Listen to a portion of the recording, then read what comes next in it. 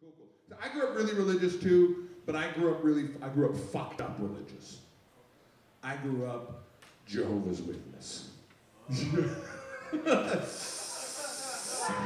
It was awesome. It was like a serpent. I love that response. We're like the burn victims of religion. It's like, oh, you hide your kid's eyes. Don't look right at him. He'll fucking give you a watchtower. That's fucked up. See, I was that kid. When I was 4 years old, I was with my family knocking on doors Saturday morning. Donk, donk, donk. Would you like to learn about Jesus? And you would need to know. That was the whole thing. The first time I was ever told to fuck off, I was 5. By the time I was 6, I was called a cunt. What does a 6-year-old have to do to be referred to as a cunt? Talk about Jesus. That's all you have to do. Sensitive. No, it's really fucked up to me. And what was really weird about growing up Jehovah's Witness is that we never had, one of the big things, we didn't have the regular holidays that everybody had. We weren't allowed to celebrate Christmas. We weren't allowed to celebrate New Year's. Easter was another one, which does still fucking, I don't get Easter. Easter is like fucking Jesus, rabbits, chocolate. It's like somebody took 3 nouns, threw them together, holiday. It could have been fish, Volvo, Alex Trebek. Boom, Easter. It's fucked up, I don't get it. But, and none of those I was worried about. There was only one holiday. When you're a fucking kid, the only holiday that I was fucking ripped from me that I wanted, Halloween.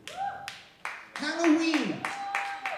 The one holiday where you get to go around and, no, I don't know, knock on doors perhaps? You guys knock on doors and you get candy. I knocked on doors and I got a finger. Fuck off. Jehovah's Witnesses are hilarious though. They're fucking hilarious. This is a great little statistic I learned. The #1 periodical magazine publishing company in the world. Does anybody know what it is? No, it's Bob Guccione's company. Bob Guccione puts out Penthouse, Omni, Heavy Metal. #1 periodical pub. #2, Jehovah's Witnesses. And there's like, oh, if we could somehow work more porn into our shit, we could be #1. But as a kid, it was really funny. When I was about 7, Jehovah's Witnesses put out an issue of the Watchtower where they said that they figured out what was responsible for all the evil in the world. The thing that was to blame for all the horrible things and the rise of evil. Do you know what they chose? No. Disco. Disco was to blame for everything that was wrong in the world because according to them, disco made you gay. And everybody knows disco does not make you gay. Disco makes you fabulous. Yes. But as a kid, I fucking believed this shit. I believed it wholeheartedly. So as a kid, I was terrified, because my 4 horsemen of the apocalypse, yeah, one was a cop, one was a construction worker, one was a cowboy, and one was an Indian. It scared me, man.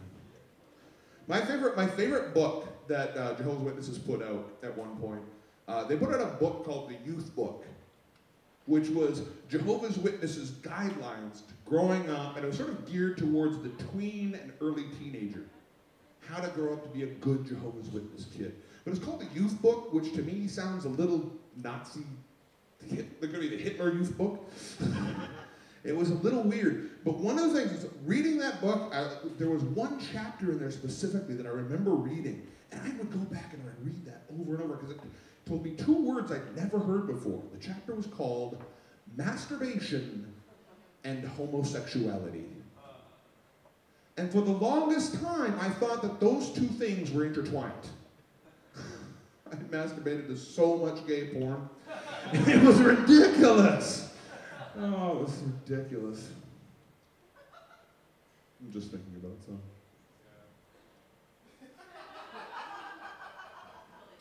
Big cocks. It was fucked up. No, but what was really, I left when I was about 14. I sort of got